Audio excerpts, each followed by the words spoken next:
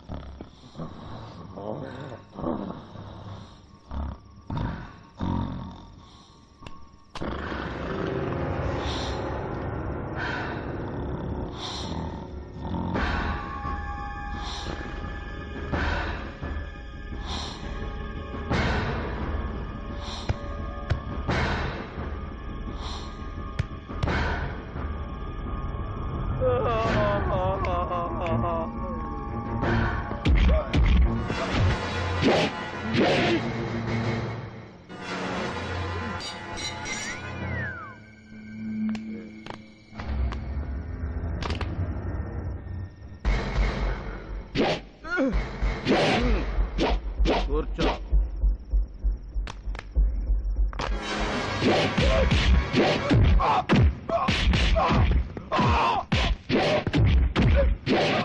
బచ్చాగాని సంపడానికి ఎంతసేపు చేస్తానంటాడు? బచ్చాగాడని కట్టాడు మొన్న ఇచ్చాడుగా గిస్కా. గురుగారు వాళ్ళ పని కానిచ్చేలో మనం పని కానిద్దామా? ఏంటది? కాగితం వద్దామా? డబ్బులు ఇవ్వట్లేదు. ఏదో బానే ఉందండి. అంతేనంటావా? అయితే పదండి.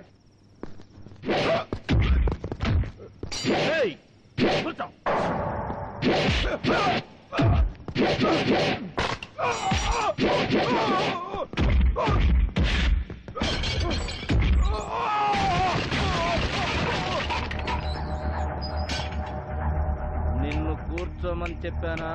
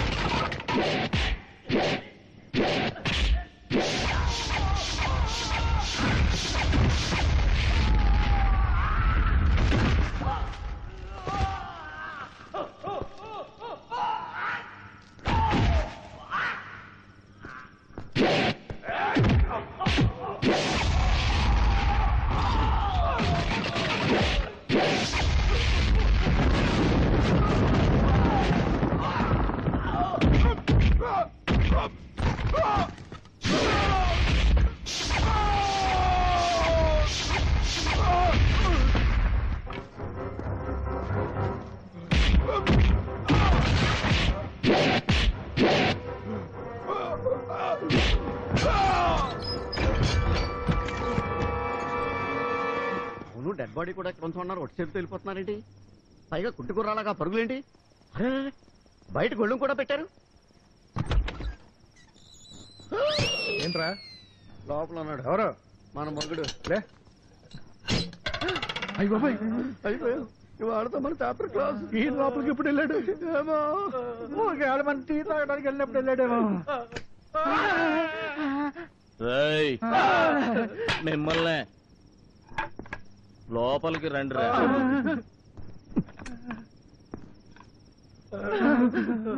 మనం అంతా ఒక ఫ్యామిలీరా. మనలో మనకి ఎన్ని గొడవలు ఉన్నా 4 గోడల మధ్య తెలుసుకోవాలి. అలా కాకుండా రోడ్డును పడ్డాం అనుకో మన పరువే పోతుంది. అంచేత ఎక్కువ టైం వేస్ట్ చేయకుండా మర్యాదగా లోపలికి వచ్చేయండి. వస్తే మీరు కొడతారు సార్.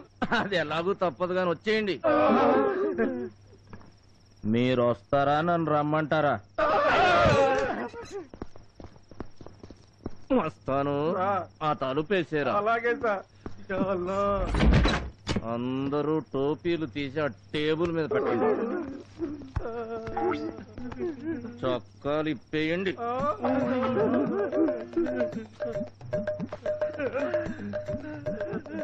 బెల్టులు కూడా తీయండి.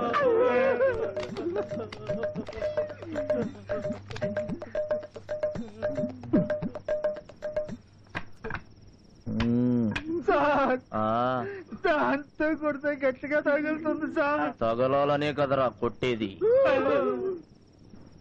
ఏరా ఎస్ఐ, రోజు నీ పెళ్ళాన్ని ఎవడ పక్కలో కన్నా పంపే డ్యూటీకి వస్తున్నావా? సార్ ఏ పౌరుషం పొడుచుకొచ్చిందా? ఈ పౌరుషం సిన్సియారిటీ డ్యూటీలో చూపించరా దొంగ నా కొడక. రై, నీలాంటి లుత్యాలు డిపార్ట్మెంట్ లో ఉండబట్టేనా పోలీసుల్ని పసుపు నీళ్లు జల్లి గౌరవించాల్సిన జనం పేడ నీళ్లు కొట్టి చీ కొడుతున్నారు. సిగ్గుపడాలిరా. రేయ్, నీ కళ్ళ ముందే బయటోడొచ్చి మన కస్టడీలో ఉన్న వాడి మీద చెయ్యేస్తే నీ శోభనం గదిలో నువ్వు పక్కన కూర్చొని ఇంకొకటి చేత కార్యం చేయించినట్టేరా. సార్ సార్ నన్ను వదిలేయండి. అసలే health problem, kidney trouble. Kidney ఉండేది అక్కడ కాదురా. వెధవ కిడ్నీ పోతే ఇంకొకటి స్పేర్ గా కొనుక్కోవచ్చు. కావాలంటే నేనిస్తా. కానీ మీలాంటి వాళ్ళ వల్ల చట్టానికే ప్రాబ్లం రా. వాడు చచ్చుంటే మీ ప్రాణాలు ఇచ్చుండేవాళ్ళ? చెప్పండి.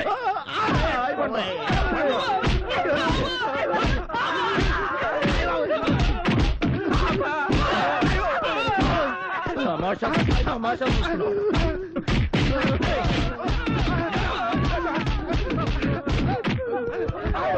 ఏయ్, ఇలాంటి పొరపాటు మళ్ళీ జరిగిందో ప్రాణాలు తీసేస్తా. రేపు ఉదయం నేను స్టేషన్కి వచ్చేసరికి ఆ గోడ తలుపులు టోటల్ ఫర్నిచర్ ముందు ఎలాగున్నాయో సేమ్ టు సేమ్ అలాగే ఉండాలి. అర్థమైంది? గుడ్. లేచి యూనిఫామ్ వేసుకోండి.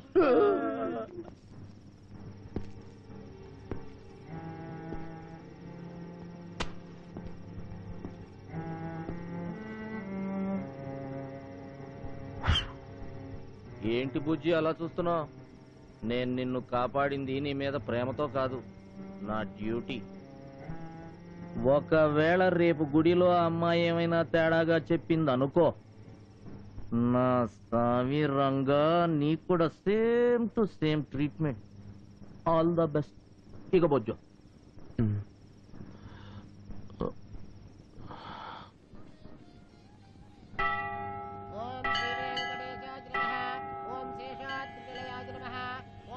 గోచరాయ నమః.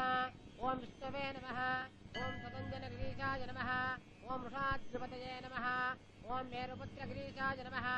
ఓం సరస్వామి తటీకృషే నమః. ఓం కుమారాకల్పసేవ్యాయ నమః. ఓం వజ్రవృక్షయాయ నమః. శ్రియకాంతాయ కళ్యాణ నిధజే నిధజేర్చినాం. శ్రీవేంకట నివాసాయ శ్రీనివాసాయ మంగళం. సామ్రాజ్యం భౌత్యం స్వరాజ్యం వైరాజ్యం పారమేశ్యం రాజ్యం మహారాజ్యమాధిపత్యమయం. మధు, ఇలా రా.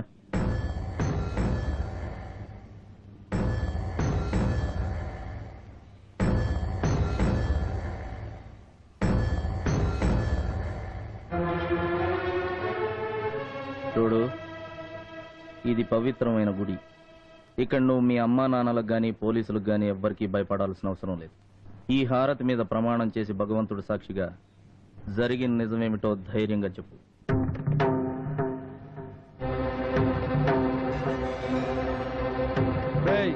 రేపు నా కూతురు వాడితో సంబంధానికి నీళ్ళు వదిలేదాకా దీన్ని హాస్పిటల్కి తీసుకెళ్లడం కాదు కదా, పచ్చి మంచినీళ్ళు కూడా ఇవ్వడానికి వీల్లేదు. అర్థమైందా? ఎప్పుడైనా జరగనివ్వను. నాకు చెప్పమన్నట్టే చెప్తానమ్మా.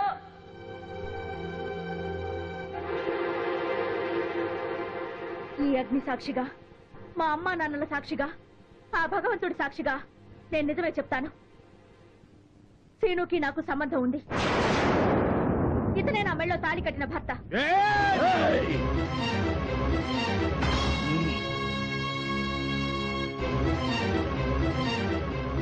నువ్వు చెప్పు.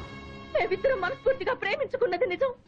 మా వాడిని చంపేస్తామంటే పారిపోయి అగ్ని సాక్షిగా పెళ్లి చేసుకున్నది నిజం. మమ్మల్ని పశువుల్లాగా విడదీసి నాకు వేరే పెళ్లి చేయడానికి ప్రయత్నం చేసింది నిజం.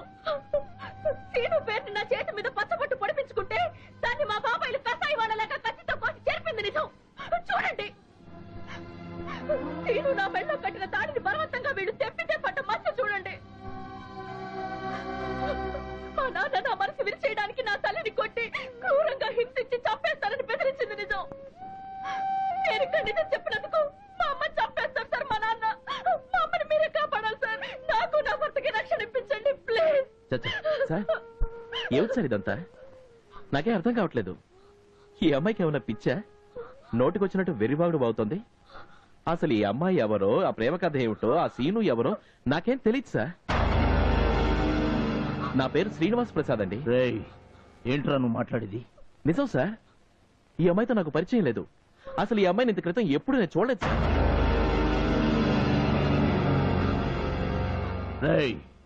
ఇది గుడిరా. తెలుసు సార్, ఇది గుడని తెలుసు, ఆ విగ్రహం దేవుడని తెలుసు, మీరు సిఐ గారని తెలుసు, కానీ ఈ అమ్మాయి మాత్రం తెలీదు. మరి మీ తాతయ్య నువ్వు ఈ అమ్మాయిని ప్రేమించావని లేపుకెళ్లి పెళ్లి కూడా చేసుకున్నావని చెప్పాడు. అయితే వెళ్ళి మా తాతగారిని అడగండి సార్. ఎందుకు చెప్పాడో, అలా ఎవరు చెప్పమన్నారో వెళ్ళి ఆయన కనుక. తాతయ్యకి నాకు ఏ సంబంధం లేదు, ఈ కేసుకి నాకు ఏ సంబంధం లేదు, ఆ అమ్మాయికి నాకు ఏ సంబంధం లేదు. దయచేసి నన్ను వదిలేయండి. ఇలాంటి గొడవల్లో నన్ను ఇరికించకండి, మీకు దండం పెడతాను.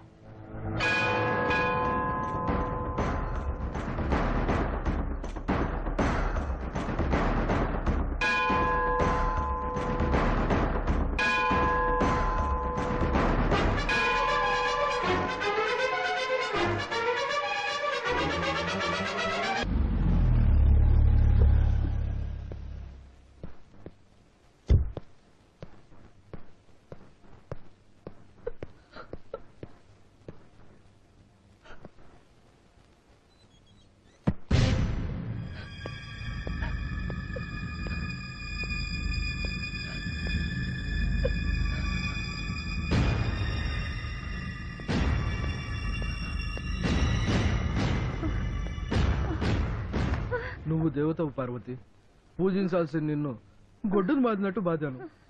నీ పట్ల రాక్షసుడిలా ప్రవర్తించాను. ఈ నీచుని క్షమించు పార్వతి, క్షమించు. అవి మాట్లాడండి. అవును పార్వతి, కూతురు కాలేజ్ అని వంక పెట్టుకుని వాడు ఎవరితోనో తిరుగుతుంటే ప్రేమంటూ చివరికి లేచిపోయేదాకొస్తే అది నువ్వు తప్పించిన క్రమశిక్షణ అనుకుని నిన్ను కొట్టాను. అది అడ్డదారి తొక్కుతుంటే దానికి ఆ దారి నువ్వే చూపించావని అపార్థం చేసుకున్నాను. కానీ ఈ రోజుతో ఆ భ్రమ తొలగిపోయింది పార్వతి.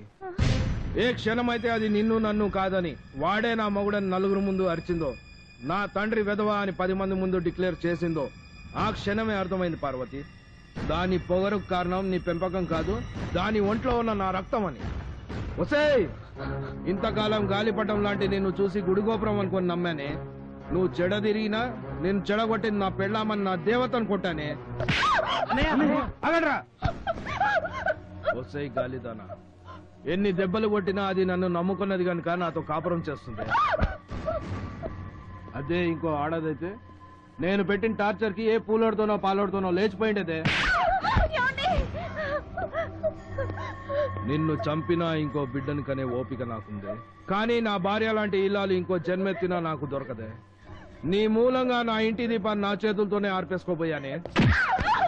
చచ్చిపోతుంది, దాన్ని చేతిలో చచ్చిపోతుంది. నీకు తెలియదు పార్వతి, ఇది మన ఇద్దరిని విడదీయడానికే పుట్టింది. దీన్ని క్షమించకూడదు. ఒసేయ్, ఇన్నాళ్ళు మీ అమ్మ చాటును బతికిపోయావు. ఈ రోజు నుంచి నా చేతుల్లో పడ్డావు.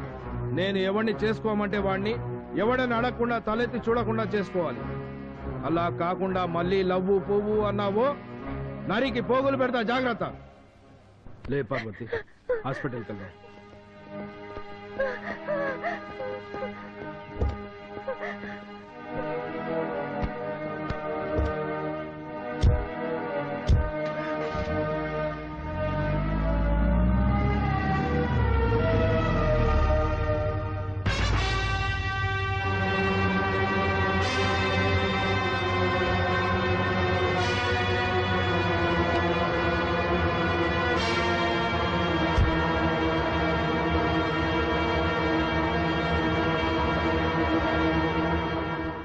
గుళ్ళో సిఐ గారి ముందు మీరు చెప్పమన్నట్టే చెప్పాను.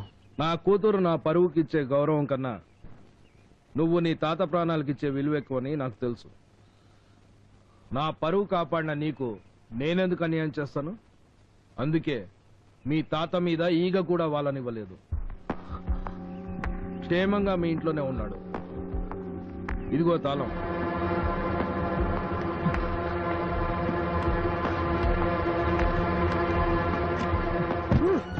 తాతయ్య, తాతయ్య, తాతయ్య, నీకేం కాలేదుగా? నా సంగతి తర్వాత ముందు అక్కడ ఏం జరిగిందో చెప్పు. నా కొడుకులు నిన్ను మళ్ళీ మోసం చేశారు కదా, ఇంకా ఇన్స్పెక్టర్ గారిని వదలకూడదు. వెంటనే కమిషనర్ దగ్గరికి వెళ్ళి వాళ్ళ మీద కంప్లైంట్ చేసి మధును తెచ్చుకుందాం. రారా. వద్దు తాతయ్య, ఇంకే కేసులో గొడవలు లేకుండా అన్ని సరి చేసుకుని వచ్చాను తాతయ్య. అంటే నీ పెళ్ళాన్ని తీసుకొచ్చేసావా? మధు వచ్చేసిందా? మధు మధు రాదు తాతయ్య.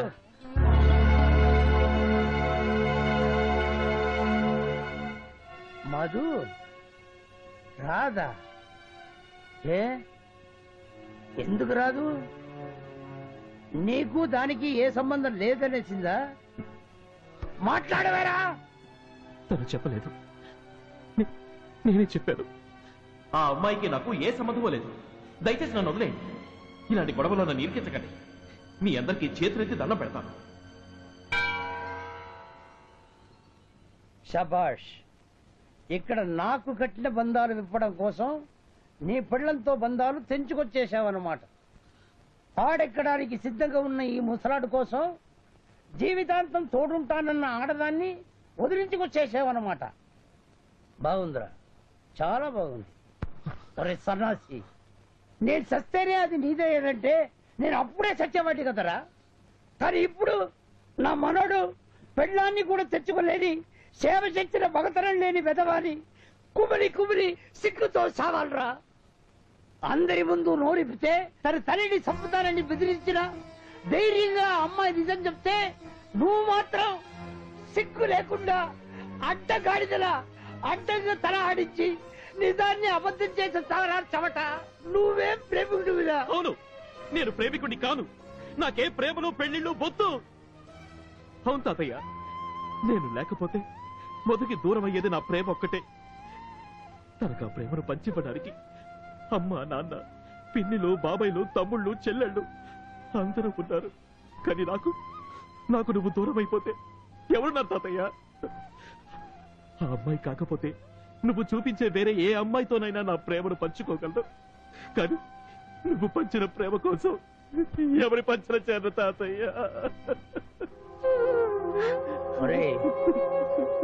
ప్రేమించిన మనిషి కోసం తాజ్మహల్ కట్టిన వాళ్ళ గురించి చదివానురా. ప్రేమ కోసం తల్లిదండ్రుల్ని ఎదిరించి చివరికి చచ్చిపోయిన వాళ్ళ కథలు కూడా నీ చేత చదివించాను. కానీ రే, ఓ ముసలాడి కోసం ప్రాణం కన్నా మిన్నగా ప్రేమించిన అమ్మాయి ప్రేమని మొలతాడు తెంచినట్టు తెంచి పారేసిన నువ్వు మామూలు మనిషి కాదురా. ఇన్నాళ్ళు నీ తల్లిదండ్రులతో పాటే మన ఐశ్వర్యాలు పోయాయే అని బాధపడ్డారురా. లేదు, నా భోగాలేం పోలేదు. నా ఆస్తి, అంతస్తు, ఐశ్వర్యం, నా ప్రాణం అన్ని అన్ని నువ్వేరా, నువ్వే. ఈ పెళ్లి నాకు ఇష్టం లేదు. ఇతను నేను ప్రేమించుకున్నా. బతికుంటే పెళ్లి చేసుకుంటా, లేకపోతే కలిసి చేస్తాం. అసలు ఈ అమ్మాయి ఎవరో, ఆ ప్రేమ కథ ఏంటో, ఆ సీను ఎవరో నాకేం తెలియదు సార్. ఈ అమ్మాయితో నాకు పరిచయం లేదు. అసలు ఈ అమ్మాయిని ఇంతకు ముందు నేను ఎప్పుడు చూడలేదు. ఇన్నాళ్ళు మీ అమ్మ చాటును బతికిపోయావు. ఈ రోజు నుంచి నా చేతుల్లో పడ్డావు. నేను ఎవరిని చేసుకోమంటే వాడిని, ఎవడని అడగకుండా తలెత్తి చూడకుండా చేసుకోవాలి.